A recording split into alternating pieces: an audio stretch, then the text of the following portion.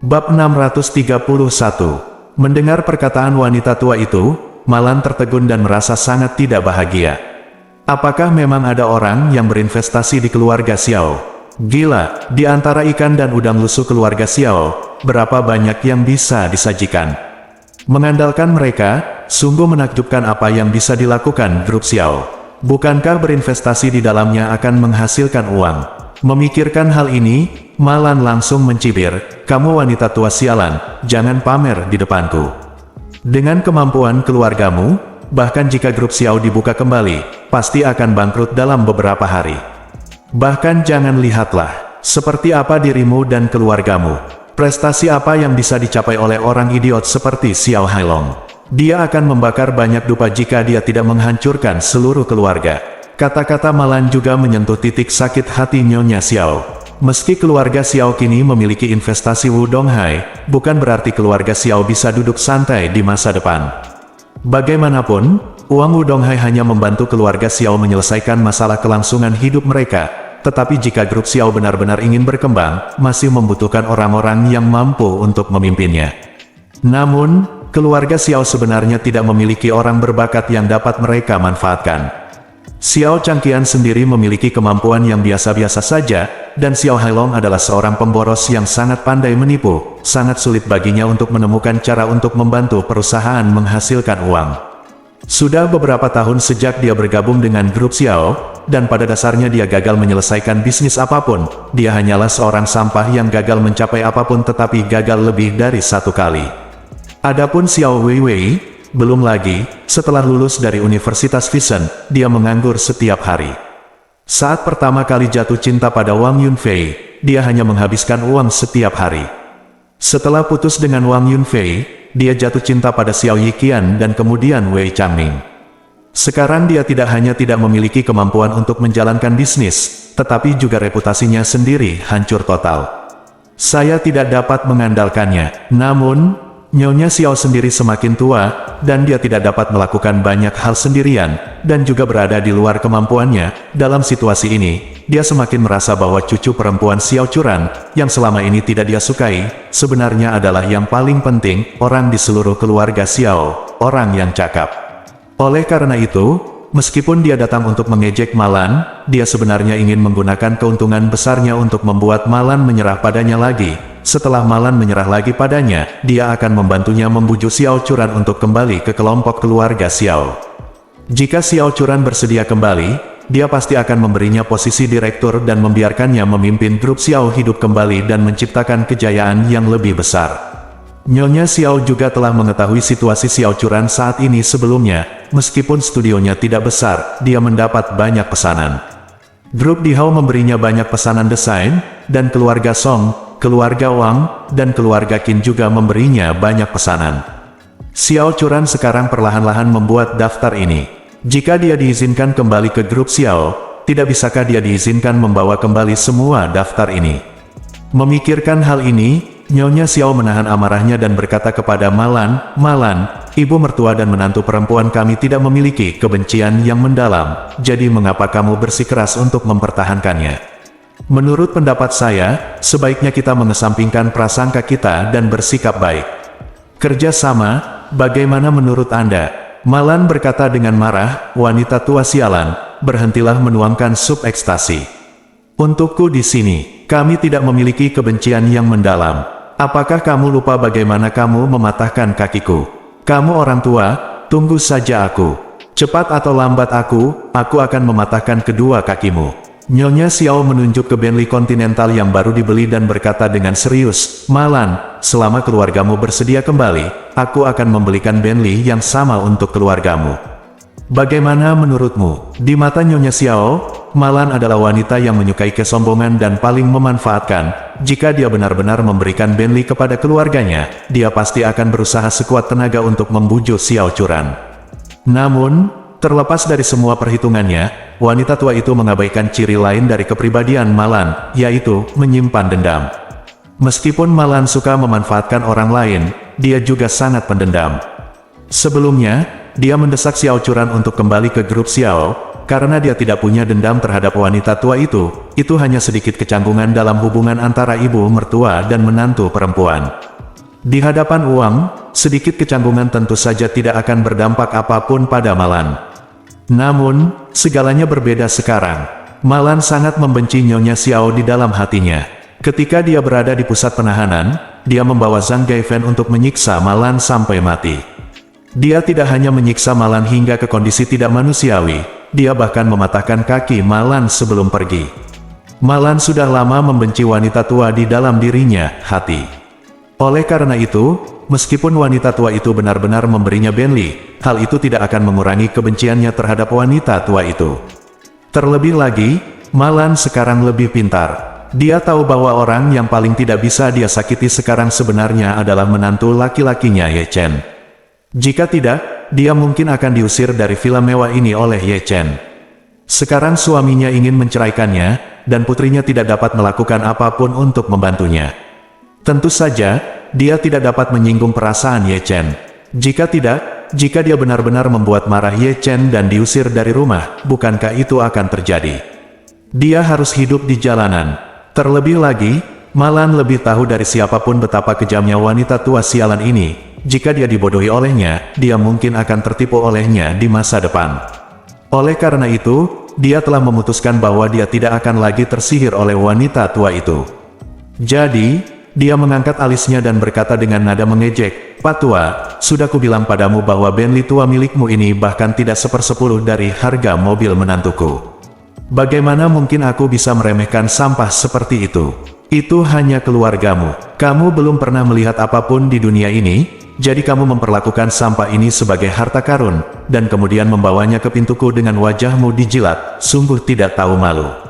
Xiao Hailong berseru, "Malan, kamu tidak tahu bagaimana menghargaiku ketika kamu ada di sini. Nenek memberimu kesempatan untuk menundukkan kepala dan mengakui kesalahanmu. Kamu tidak memanfaatkannya, tetapi kamu tetap saja membual. Jika kamu melewatkan kesempatan ini, kamu bahkan tidak akan menangis."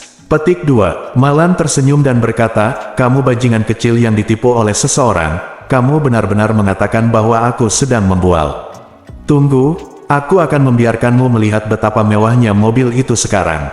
Setelah mengatakan itu, Malan segera mengeluarkan kunci remote kontrol pintu halaman dan menekan tombol buka pintu. Untuk memudahkan pemilik dalam keluar masuk, Villa Thompson Yipin dilengkapi dengan gerbang listrik yang dikendalikan dari jarak jauh, sehingga pemilik dapat langsung menggunakan kunci untuk mengontrol saklar pintu dari jarak jauh dan mengoperasikan pintu tanpa harus keluar dari mobil. Begitu Malan menekan kuncinya, pintu di seberangnya mulai terbuka perlahan keluar, dan di hadapan pintu itu terdapat 2 supercar terbaik milik Ye Chen. Saat ini, dia sedang duduk di dalam Aston Martin. Dia baru saja memberitahu Xiao Churan tentang prosedur pengoperasian supercar ini secara detail, dan hendak membawanya keluar untuk uji coba. Jadi, dia menekan tombol merah untuk menghidupkan mesin, dan kemudian, mesin V12 7,3 liter meledak seperti 12 binatang yang mengaum dengan liar. Nyonya Xiao dan anggota keluarga Xiao lainnya dikejutkan oleh suara keras yang tiba-tiba datang dari halaman. Semua orang melihat dari dekat dan melihat bahwa sebuah supercar dengan wajah depan sekuat binatang buas telah mulai dan perlahan-lahan melaju menuju pintu yang terbuka. Bab 632. Ye Chen awalnya ingin mengajak istrinya jalan-jalan, tetapi tanpa diduga, dia benar-benar ingin menggunakan kunci untuk membuka pintu dari jarak jauh, dan pintu terbuka dengan sendirinya. Dia tidak tahu bahwa ini salah Malan. Saat dia bertanya-tanya, dia melihat sebuah mobil hitam diparkir di depan pintu, dan ada seorang wanita tua berdiri di samping mobil. Setelah melihat lebih dekat, saya menemukan bahwa wanita tua itu sebenarnya adalah nenek Xiao Churan. Xiao Churan juga sangat terkejut dan tidak mengerti mengapa nenek ada di depan pintu rumahnya. Ye Chen tahu bahwa ada sebuah mobil di sebelah wanita tua itu, sebuah Bentley Continental. Dia terkejut. Bagaimana keluarga Xiao bisa punya uang untuk membeli Bentley? Mungkinkah itu diberikan oleh Wu Donghai? Cucu ini rela bekerja keras demi membuat dirinya jijik. Saat ini, Xiao Hailong, yang sedang duduk di dalam taksi, melihat sebuah Aston Martin mengemudi keluar dari halaman Villa Ye Chen, dan terkejut serta tidak bisa berkata-kata. Setelah beberapa detik, Xiao Hailong berkata dengan marah dengan ekspresi tidak senang di wajahnya. Sialan, Ye Chen, bajingan, benar-benar bisa mengendarai Aston Martin. Bagaimana mobil ini bisa berharga 3 atau 4 juta? Sepertinya tidak lebih buruk daripada Bentley kami. Ketika Xiao Weiwei bersama Wang Yunfei, tuan muda dari keluarga Wang, dia sering mendengar Wang Yunfei berbicara tentang berbagai mobil super sport, jadi dia sekilas mengenali mobil ini sebagai Aston Martin 177 yang terkenal. Jadi, dia buru-buru berkata, saudaraku, Aston Martin ini bukan Aston Martin biasa. Ini Aston Martin termahal 77. Satu harganya puluhan juta. Apa-apaan ini? Xiao Hailong merasa seperti disambar petir, dan tanpa sadar berteriak, kamu bilang mobil ini Aston Martin 177.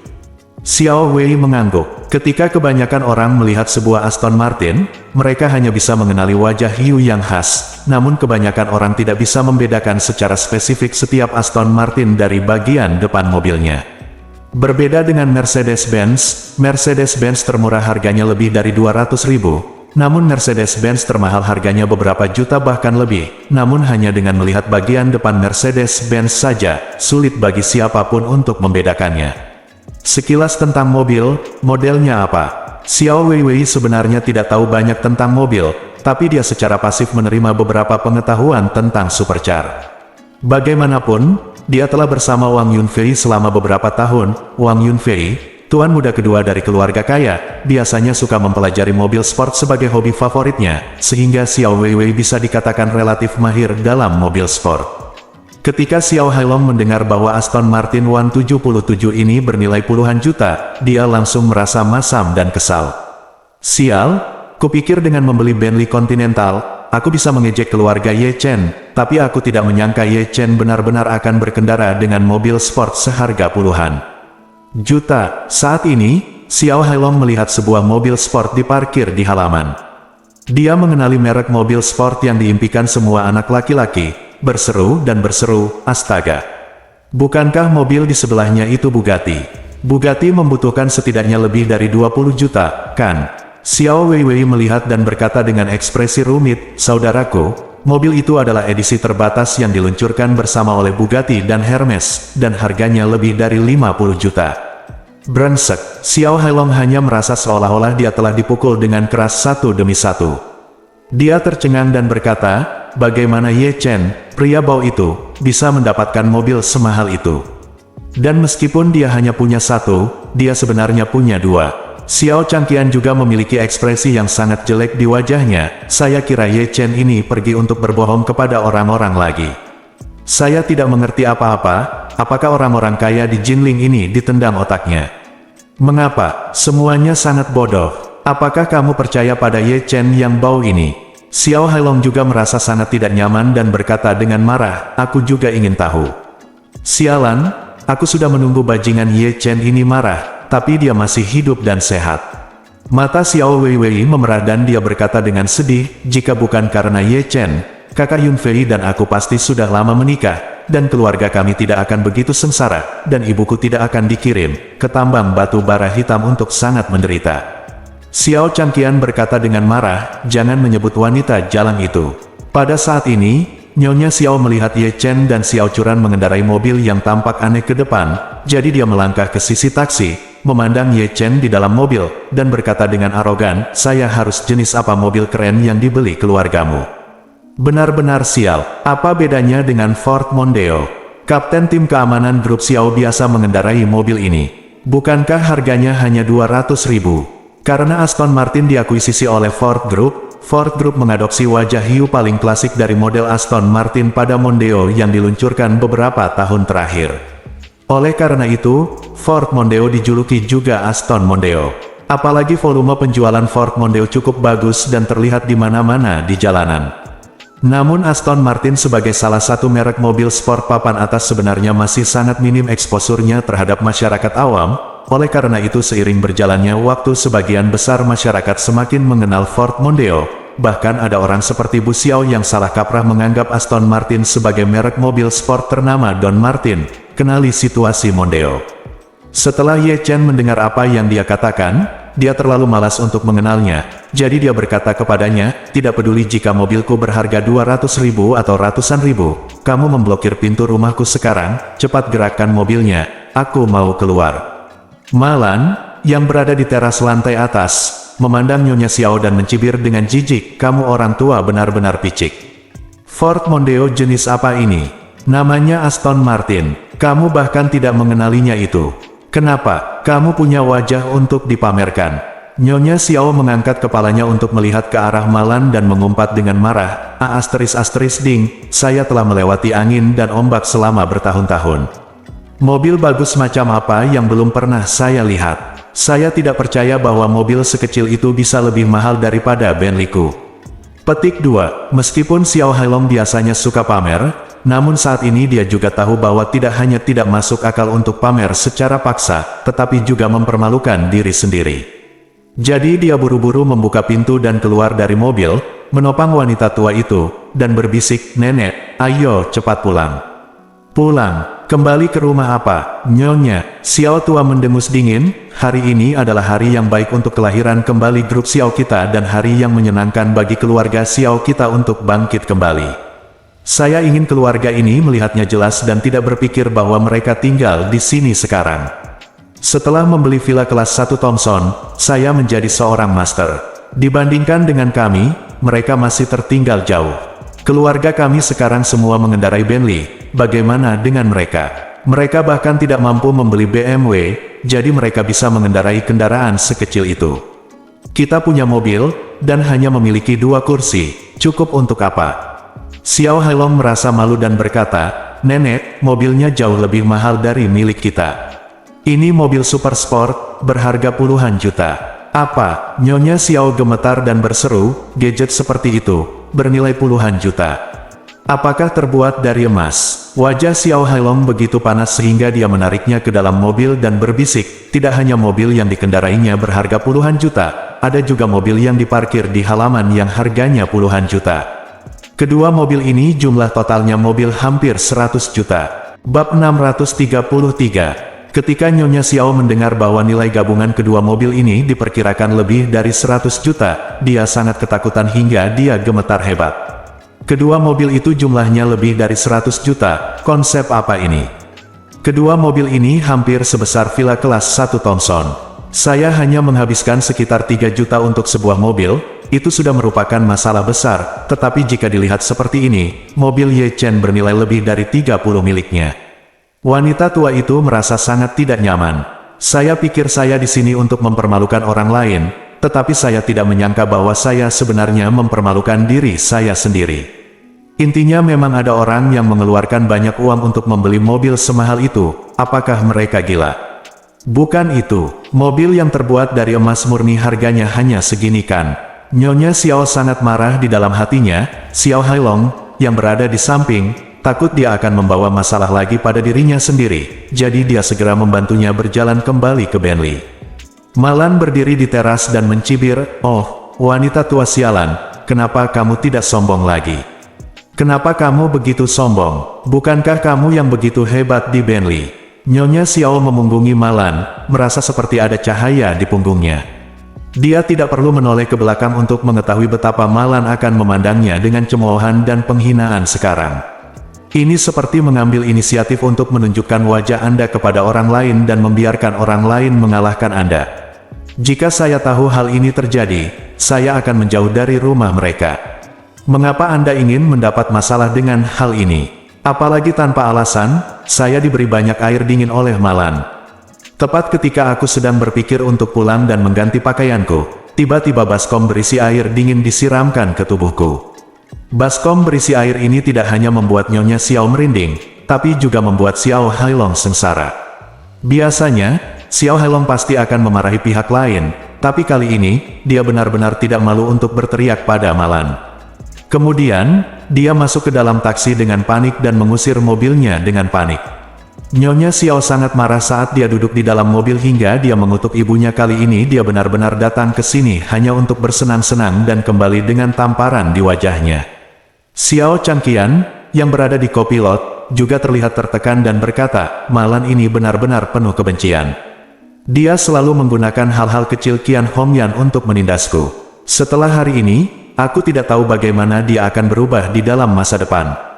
Hukum sedang melawan kita. Nyonya Xiao tua juga sangat kesal. Awalnya, tugas Wu Donghai untuk mereka adalah membuat mereka muak dengan Ye Chen dan membuat Ye Chen tidak nyaman. Namun, mereka tidak menyangka bahwa sejak mereka pindah ke Thomson Yipin, keluarga mereka telah dijalankan, ditentang dan dikomplotkan oleh keluarga Ye Chen. Terutama terakhir kali aku memotong bunga bakung untuk membuat pangsit, aku hampir kehilangan separuh hidupku di dalamnya. Xiao Weiwei di samping hanya bisa menghela nafas. Nenek, jika kita selalu tidak mendapat keuntungan di depan keluarga Marven, apakah Presiden Wu akan kehilangan kepercayaan pada kita dan mengusir kita? Ya, Nenek, Xiao Hailong juga berkata dengan tergesa-gesa, villa ini bukan milik kami sejak awal, dan uang yang diinvestasikan Wu Donghai di grup Xiao kami juga bersyarat. Wu Donghai dapat meminta kami mengembalikan uang itu kapan saja. Jika kami tidak dapat membayarnya kembali, dia akan menuntut pengadilan dan menyegel kami, dan kami akan tetap bangkrut dan tidak punya apa-apa. Nyonya Xiao mengangguk dengan sangat serius. Dia tahu bahwa apa yang dikatakan cucunya benar. Jika dia tidak dapat membantu Wu Donghai menghilangkan kekhawatirannya, Wu Donghai mungkin akan menyerah padanya. Memikirkan hal ini, dia mengertakkan gigi dan berkata, kita masih harus memikirkan cara untuk segera meredam semangat Ye Chen. Xiao Changqian bertanya, Bu, apakah ibu punya ide bagus? Nyonya Xiao menggelengkan kepalanya. Dalam situasi ini, dia benar-benar tidak dapat memikirkan solusi yang baik. Xiao Weiwei berkata, Nenek, bagaimana kalau kita menggunakan grup Xiao untuk menekan studio Xiao Churan? Tidak ada artinya, Nyonya Xiao berkata dengan serius. Xiao Churan mendapat perintah dari grup Dihao, keluarga Wang, dan keluarga Qin. Bagaimana Anda menekannya? Itu benar. Xiao Weiwei sangat kesal. Dia selalu dibandingkan dengan Xiao Churan dalam berbagai cara. Ini membuatnya merasa sangat benci pada Xiao Churan. Tanpa diduga, kehidupan Xiao Churan dan Ye Chen tidak hanya tidak mengalami badai petir, tetapi juga menjadi semakin sejahtera, yang membuatnya merasa sangat tidak nyaman.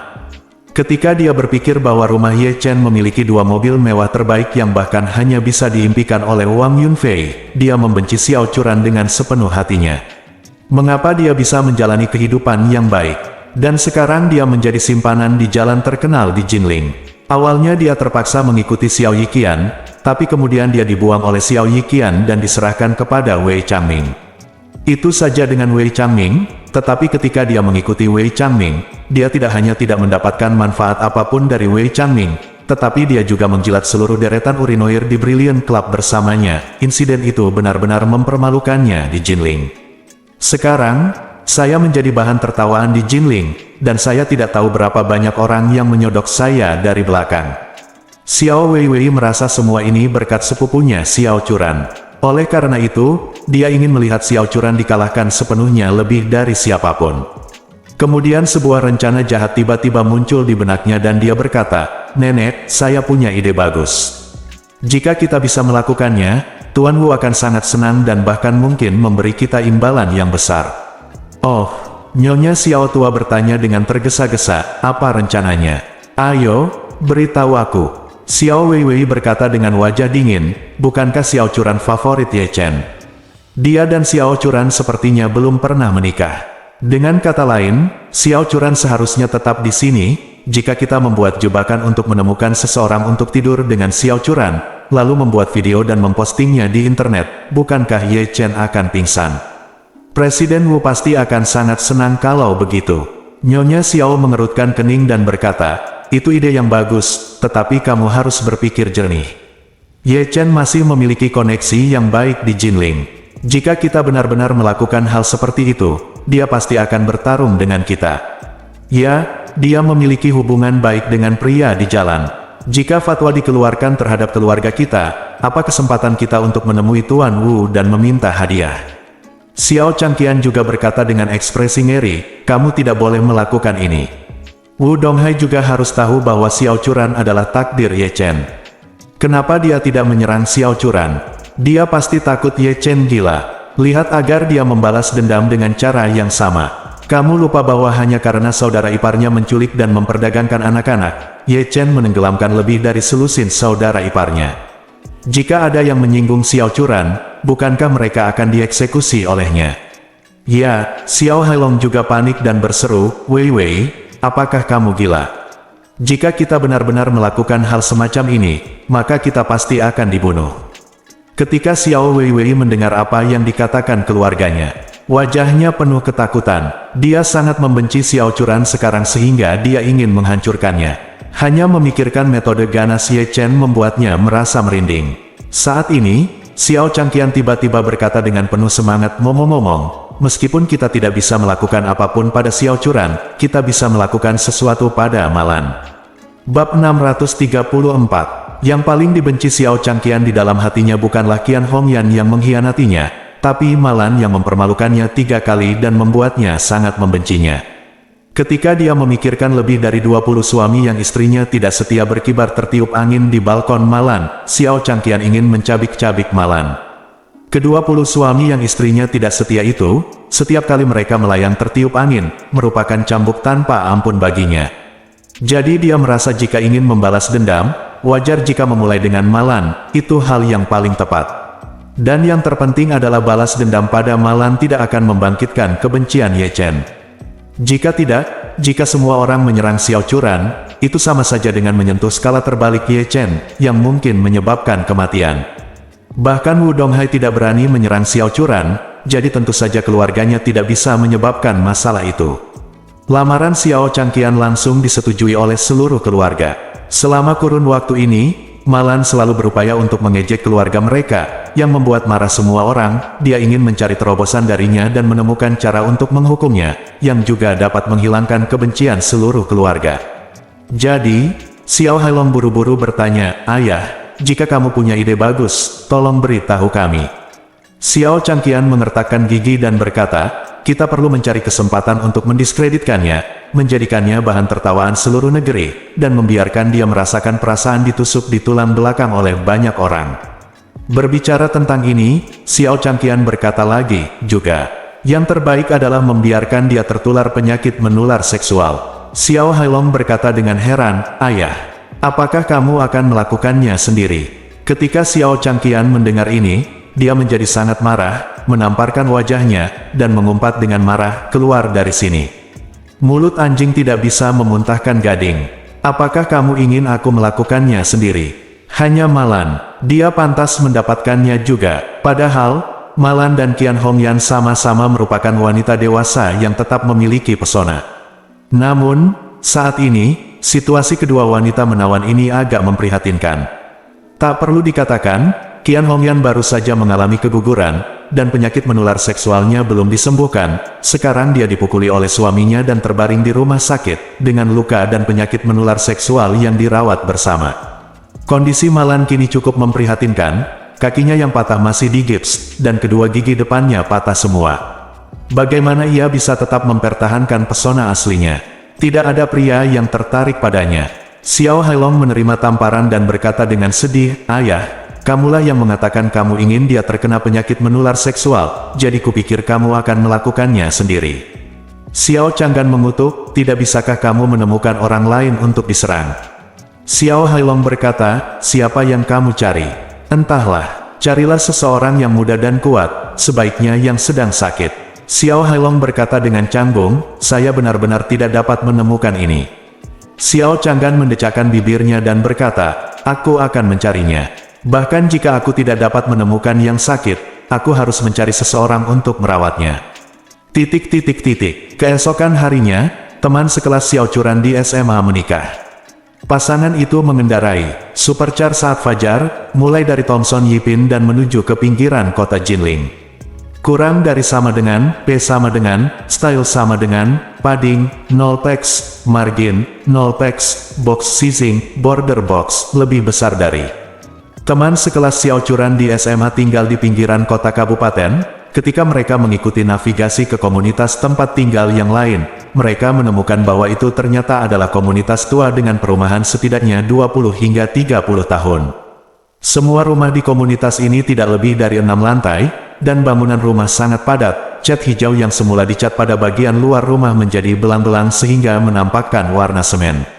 Jalan masuk menuju masyarakat sangat sempit, terdapat speed bump yang relatif tinggi, dan sekilas terlihat bahwa kemacetan jalan di dalamnya sangat serius, baik tempat sampah memenuhi jalan, atau sepeda roda 3, sepeda motor atau seseorang. Mobil tua itu diparkir di pinggir jalan, jadi bagian dalamnya sangat sempit. Ye Chen mengemudikan Bugatti di depan, melirik ke pintu masuk komunitas, dan memanggil istrinya Xiao Churan yang mengemudi di belakangnya, berkata, "Sayang, kondisi jalan di komunitas ini terlalu rumit. Saya kira sasis kami mobil sport sangat rendah, Anda tidak bisa mengemudi sama sekali, mengapa kita tidak memarkir mobil di pinggir jalan dan masuk?"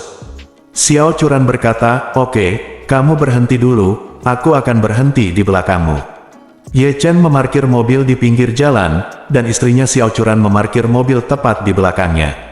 Keduanya turun dari mobil. Pagi hari orang yang lewat melihat dua mobil mewah kelas atas ini tiba-tiba tiba di daerah kecil dengan perekonomian yang menurun. Mereka semua berhenti dan berfoto dengan ponsel masing-masing. Ye Chen tidak ingin terlalu mencolok, jadi dia menarik Xiao Churan ke komunitas terlebih dahulu. Untungnya, mereka berdua datang lebih awal, jadi belum terlalu banyak orang yang lewat, kalau tidak, mereka mungkin sudah dikepung. Saat itu baru pukul 7.40 pagi. Setelah Xiao Churan memasuki komunitas bersama Ye Chen, dia tidak bisa menahan diri untuk tidak menghela nafas. "Saya pernah datang ke rumahnya ketika saya masih di sekolah menengah, dan keluarganya tinggal di sini pada waktu itu. Tidak disangka keluarga mereka masih tinggal di sini setelah bertahun-tahun." Ye Chen memandangi bangunan bobrok itu dan tidak bisa menahan diri untuk tidak menghela nafas. Rumahnya tidak terlihat terlalu besar, kan? Xiao Churan bersenandung dan berkata, rumah mereka hanyalah apartemen 2 kamar tidur, yang luasnya lebih dari 60 meter persegi. Marven bertanya dengan rasa ingin tahu, bagaimana 4 orang bisa tinggal di apartemen 2 kamar tidur. "Bukankah kamu bilang dia punya adik laki-laki?" "Ya," Xiao Churan berkata, "keluarganya tidak mampu membeli rumah besar, jadi dia dan saudara laki-lakinya tinggal di kamar yang sama sejak mereka masih kecil. Kemudian, dia bersekolah di tempat lain. Ketika dia lulus perguruan tinggi, kakaknya juga sudah besar. Kami berdua benar-benar tidak bisa tinggal sekamar, jadi saya, teman sekelas, pergi ke Jinling untuk bekerja keras dan menyewa rumah di Jinling." Saat dia mengatakan itu, dia menghela nafas dan berkata, dia akan menikah hari ini. Menurut aturan, dia harus menikah dari keluarga ibunya, jadi dia datang ke sini tadi malam dan menunggu dia menikah pagi ini. Ye Chen mengangguk ringan dan berkata, pada saat itu, jika seseorang di komunitas manapun menikahi putri mereka, mereka setidaknya akan memiliki gerbang pelangi atau semacamnya di pintu masuk komunitas, dan di atasnya tertulis berkah bahagia seperti kekasih. "Putriku akan menikah, kenapa kamu seperti ini? Bukankah teman sekelasmu melakukannya di rumah? Saat kamu masuk, kamu tidak tahu bahwa seseorang akan menikah hari ini." Xiao Churan berkata tanpa daya, keluarga ibunya tidak ingin dia menikah karena mereka tidak memberinya hadiah apapun, tetapi bukankah dia hamil? Jadi tidak ada cara lain. Saya mendengar dia berkata bahwa keluarga ibunya sangat marah dan tidak mau menunggu sama sekali. Ketika saya bertemu dengannya, dia berkata bahwa dia akan menikah hari ini dan seluruh keluarga tidak akan pergi ke sana. Jika dia ingin pergi, dia harus pergi sendiri. Ye Chen tidak bisa menahan diri untuk tidak berkata, ini agak berlebihan. Lagi pula, putrinya akan menikah, jadi orang tua dan adik laki-lakinya tidak bisa pergi begitu saja, kan? Itu terlalu impersonal. Xiao Churan berkata dengan penuh simpati, teman sekelasku ini sangat menyedihkan. Orang tuanya telah lama memberitahunya bahwa tidak peduli siapa yang dia nikahi, selama dia bisa membawa 300.000 yuan sebagai hadiah untuk keluarga, sehingga dia bisa membeli sebuah rumah untuk adik laki-lakinya. Petik 2. Tetapi pria yang bersikeras untuk dinikahinya, keluarga suaminya tidak memberinya uang hadiah apapun, jadi orang tua dan saudara laki-lakinya ingin dia menggugurkan anak tersebut dan mencari pria yang dapat memberinya uang hadiah. Tapi dia tidak menyetujuinya, jadi orang tuanya sangat membencinya, dan bahkan kakaknya pun sangat membencinya. Jika kita tidak datang membantunya hari ini, kurasa dia harus menikah sendirian. Bab 635. Mendengar ini, Ye Chen bertanya pada Xiao Churan dengan rasa ingin tahu, apa? Dia akan menikah hari ini. Apakah dia memberitahu teman lamamu? Ya, Xiao Churan berkata, dia ingin aku membantunya. Kalau tidak, dia tidak akan bisa menanganinya sendirian. Awalnya aku ingin dia mencari beberapa teman sekelas lama untuk membantunya, bahkan jika itu untuk mendukungnya, dia tidak mau. Ye Chen berkata tanpa daya, saya rasa saya tidak ingin mempermalukan diri sendiri di depan begitu banyak teman sekelas. Itu bisa dimengerti. Xiao Churan mengangguk dan berkata, aku belum pernah melihatnya begitu menyedihkan. Di hari penting seperti pernikahannya, keluarga ibu mertuanya membuat masalah untuknya. Saat dia mengatakan itu, Xiao Churan hanya bisa menghela nafas. Ye Chen, sebenarnya menurutku bagus untuk menikah denganmu. Jika aku benar-benar diminta oleh keluargaku untuk menikahi tuan muda dari keluarga kaya, aku tidak akan melakukannya. Tahu bagaimana aku akan ditindas oleh mertuaku. Seperti, Ye Chen tampak sedikit malu. Istriku belum mengetahuinya, tapi suami tak berguna yang dinikahinya adalah tuan muda dari salah satu keluarga terkemuka di negeri ini. Xiao Churan melihat ada yang tidak beres dengan ekspresinya, dan mengira dia marah, jadi dia buru-buru menjelaskan, Ye Chen, jangan terlalu memikirkannya, aku tidak punya niat lain, aku hanya ingin mengatakan itu menikahimu akan menjadi hal yang luar biasa. Petik 2. Ye Chen mengangguk dan tersenyum, dan bertanya padanya, jika suatu hari saya menjadi tuan muda dari keluarga kaya, apa yang akan Anda lakukan? Xiao Churan tersenyum dan berkata, apa yang kamu katakan tidak benar, karena kamu adalah seorang yatim piatu dan tidak bisa menjadi tuan muda dari keluarga kaya. Marven berkata, saya hanya membuat analogi, bagaimana jika ya? Xiao Churan tersenyum dan berkata, jika kamu benar-benar tuan muda dari keluarga kaya, maka aku akan menceraikanmu. Ye Chen bertanya dengan heran, kamu tidak mengatakan yang sebenarnya, kan? Xiao Churan terkekeh, aku bercanda, cepat pergi, ini gedungnya, ayo naik ke atas. Ye Chen menggelengkan kepalanya tanpa daya dan mengikutinya ke unit tangga tua. Yang mengejutkannya adalah hari ini adalah hari pernikahan teman sekelas istrinya, namun sesampainya di depan pintu unit, pihak keluarga masih belum mengucapkan sepatah kata pun, sepertinya mereka belum melakukan persiapan apapun untuk putri mereka menikah. Pasangan itu menaiki tangga bersama-sama, dan ketika mereka sampai di lantai 3, mereka mendengar seseorang berteriak dan berteriak di lantai atas. Kamu kehilangan uang? Apakah kamu benar-benar siap menikah dengan keluarga mereka tanpa membayar sepeser pun? Jika kamu menikah seperti ini, apakah aku harus ditikam sampai mati dari belakang? Pembicaranya adalah seorang wanita parubaya dengan suara yang sangat agresif, sebanding dengan malan. Pada saat ini, saya mendengar seorang pria parubaya berteriak dengan dingin, keluarga Sun ini benar-benar menindas orang lain. Anak itu dikandung oleh mereka, dan mereka bahkan tidak memberikan 1 sen pun sebagai hadiah. Apakah mereka tidak takut dipukuli? Anak, seorang pemuda memarahi, keluarga Sun tidak takut. Mereka berharap saudara perempuan saya memukuli anak-anak mereka karena mereka sama sekali tidak meremehkan saudara perempuan saya. Mereka selalu merasa bahwa saudara perempuan saya memihak keluarga mereka. Setelah mengatakan itu, dia menambahkan, Kak, kenapa kamu begitu terobsesi untuk menikahi orang bernama Sun itu? Keluarga bajingan itu sangat buruk. Tanyakan di komunitas kita dan cari tahu apakah ada putri siapa yang tidak memberikan mahar kapan dia menikah. Adik teman baik saya Sunzi menikah dengan keluarga biasa di daerah sebelah, dan mereka memberinya hadiah sebesar 280.000 yuan. Sunzi kini telah membayar uang muka untuk membeli rumah di daerah tersebut. Uang muka telah dibayarkan dengan hadiah saudara perempuannya, dan saudara perempuannya juga memberikan 50.000 yuan untuk dekorasinya. Jika Anda menikah dengan orang bernama Sun itu, apa yang akan saya lakukan di masa depan? Benar, tidak apa-apa jika kamu berada terlalu jauh dariku. Kamu harus memikirkan kakakmu, kan? Kakakmu berusia 22 tahun ini. Saatnya mencari pasangan untuk menikah. Betapa pilih-pilihnya gadis kecil saat ini. Kami tidak punya rumah di rumah. Bersiaplah untuknya, gadis mana yang mau berhubungan seks dengannya.